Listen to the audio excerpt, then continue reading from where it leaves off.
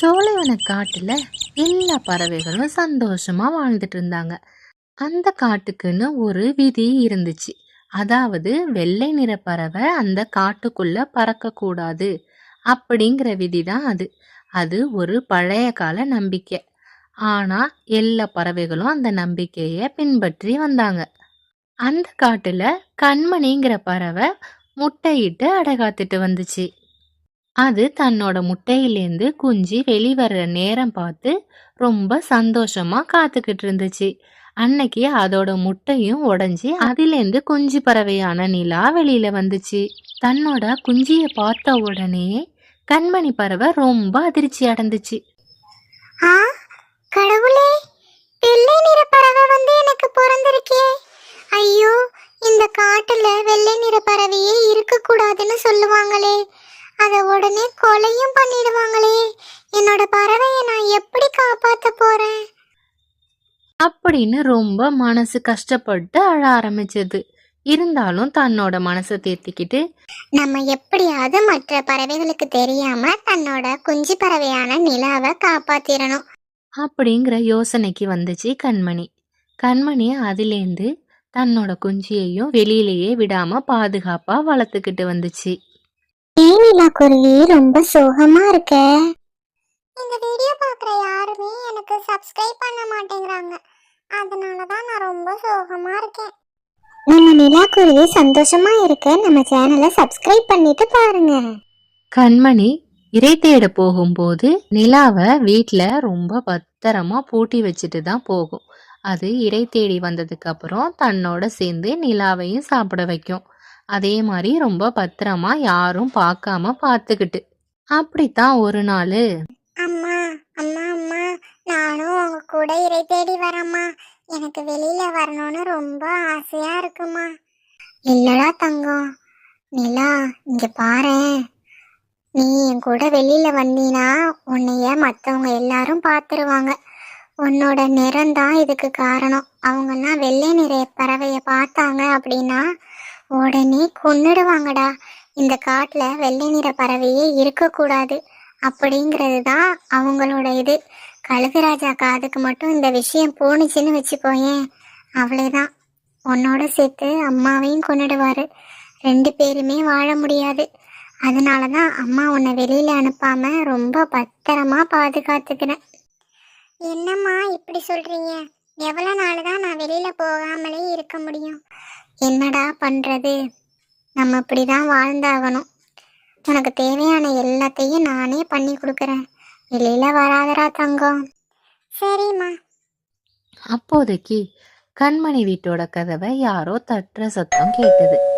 கண்மணி, கண்மணி. ஐயோ, யாரோ வந்துட்டாங்க. இரு, நீ வீட்டுக்குள்ளேயே ஒளிஞ்சுக்கோ. நான் போய் யாருன்னு பார்த்துட்டு வந்துடுறேன். யாரு? நான் தான் கண்மணி, ராணி வந்திருக்கேன். ராணியா? என்ன ராணி இந்த பக்கம் வந்திருக்கேன்? என்ன கண்மணி வெளியில வந்து பேசுற? உள்ள வான்லாம் கூப்பிட மாட்டியா? இல்லை இல்லை, என் வீடு ரொம்ப குப்பையா இருக்கு. உள்ள யாரு வந்தாலும் அவங்களுக்கு அலர்ஜி ஆயிடுது, தும்ம ஆரம்பிச்சிடுறாங்க. அதனாலதான் எதுவா இருந்தாலும் இங்கேயே சொல்லுங்க. இன்னைக்கு என்னோட பாப்பாக்கு பிறந்த நாள். அதான் உனக்கு ஸ்வீட் கொடுத்துட்டு போலான்னு வந்தேன். இந்தா கேசரி. ஆஹா, எனக்கு ரொம்ப பிடிக்கும். ரொம்ப தேங்க்ஸ் ராணி. சரி, அப்ப நான் கிளம்புறேன். போயிட்டு வா. கேசரி எடுத்துட்டு உள்ள வந்த கண்மணி நிலாவுக்கு கேசரி கொடுத்தா. ஆஹா அம்மா, கேசரி ரொம்ப சுவையா இருக்குமா. எனக்கு ரொம்ப பிடிச்சிருக்கு. ரொம்ப சந்தோஷம்டா கண்ணா. நல்லா சாப்பிடு. அன்னைக்கு நைட்டு கண்மணியும் நிலாவும் சாப்பிட்டுட்டு நல்லா தூங்குனாங்க. அதுக்கப்புறம் அடுத்த நாள் காலையில மற்ற பறவைகள் எல்லாம் காட்டுக்குள்ள விளையாடிட்டு இருப்பத நிலா பார்த்தா.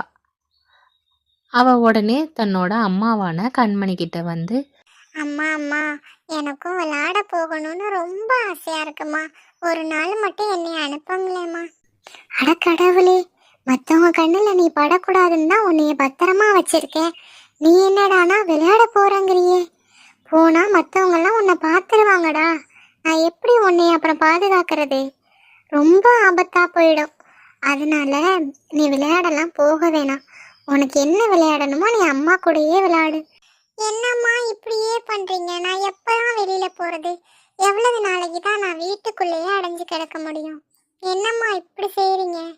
என்னடா பண்றது? உன்னோட இந்த நிலைமையை நினைச்சு எனக்கும் வருத்தமா தான் இருக்கு. ரொம்ப கவலையா இருக்கு. ஆனா என்னால எதுவுமே பண்ண முடியாது. நீ வெளியில போக கூடாதுடா தங்கம். அம்மா ப்ளீஸ்மா. ப்ளீஸ் நீலா, அம்மா சொல்றத கேளு. சரிம்மா. அப்படின்னு சோகத்தோட உக்காந்துக்கிட்டா நிலா. அடுத்த கொஞ்ச நேரத்துல எல்லாம் காட்டுல தீ பற்றுனுச்சு. எங்க பார்த்தாலும் காட்டுல தீப்பற்றி எரிய ஆரம்பிச்சது. எல்லா பறவைகளும் பயத்துல பறந்து அலறி துடிச்சு ஓட ஆரம்பிச்சாங்க. காடே புகை மண்டலமா மாறிடுச்சு. அப்போ அந்த பயத்துல கண்மணியும் நிலாவும் சேர்ந்து பறக்க ஆரம்பிச்சாங்க. புகை மண்டலமா மாறினதுனால மற்ற பறவைகளுக்கெல்லாம் எந்த பக்கம் போறதுன்னு வழியே தெரியல. ஆனா நிலா பறவை மட்டும் காட்டோட உச்சி பகுதிக்கே போயிடுச்சு. நில ஒளியில நிலாவோட சிறகுகள் அப்படியே வெள்ளை வெள்ளைன்னு பளிச்சுன்னு ஜொலிச்சிச்சு. அதனால அந்த நிலா பறவை மற்ற பறவைகளுக்கும் வழி காட்டுனுச்சு. என்ன பின்தொடர்ந்து வாங்க, எனக்கு நல்லா பாத தெரியுது. இந்த நிலா ஒளியில என்னோட வெள்ளை சிறகுகள் நல்லா ஜொலிக்குது. வாங்க, என்ன பின்தொடர்ந்து வாங்க அப்படின்னு எல்லா பறவைகளையும் பத்திரமா கூட்டிட்டு போய் அடுத்த காட்டு பகுதியில கொண்டு போய் சேர்த்துச்சு. எல்லா பறவைகளும் சோலைவன காட்டுலேருந்து தப்பிச்சு வந்து நந்தவன காட்டுக்கு சேர்ந்தாங்க. நாம பயந்த வெள்ளை நிறம்தான் இன்னைக்கு நம்மளை காப்பாத்தின ஒளியா மாறி இருக்கு. இத பத்தி கொஞ்சம் கூட தெரியாம பழைய காலத்துல உள்ள அறிவில்லாதவங்க சொன்னதை வச்சு நானும் வெள்ளை நிற பறவைகள் நம்ம காட்டுல பறக்க கூடாதுங்கிறத சட்டம் போட்டுட்டேன். என்னோட அறியாமையை நினைச்சு நானே ரொம்ப வருத்தப்படுறேன், வேதனைப்படுறேன். நான் பண்ணின தப்பை எல்லாரும் மன்னிச்சிருங்க தயவு செஞ்சு. இனிமே இந்த மாதிரி தப்பு நடக்காம பாத்துக்கிறேன். அப்படின்னு கழுகு எல்லார்கிட்டேயும் மன்னிப்பு கேட்டுச்சு. அதுக்கப்புறம் எல்லா பறவைகளும் காட்டுல சந்தோஷமா வாழ்ந்தாங்க. உங்களுக்கு நிலா பறவையை பிடிச்சிருந்தது அப்படின்னா நம்ம சேனலை மறக்காம சப்ஸ்கிரைப் பண்ணிக்கோங்க.